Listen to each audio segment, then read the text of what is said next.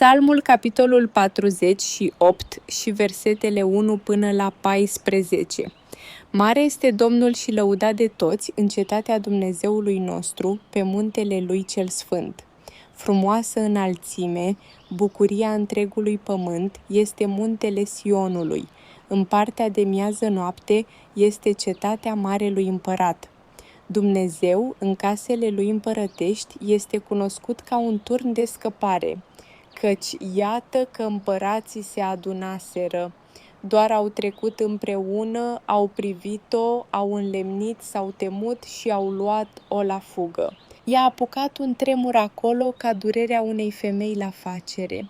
Au fost izgoniți de parcă ar fi fost luați de vântul de răsărit care sfărâmă corăbiile din Tarsis.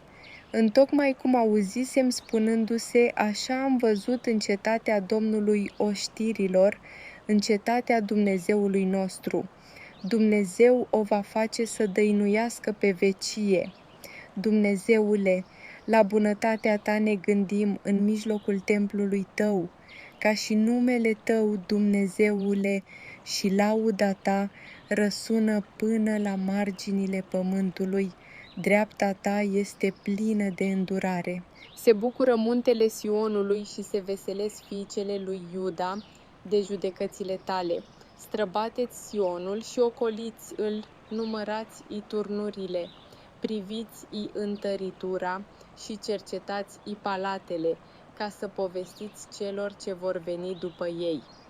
Iată, Dumnezeul acesta este Dumnezeul nostru în veci de veci. El va fi călăuza noastră până la moarte.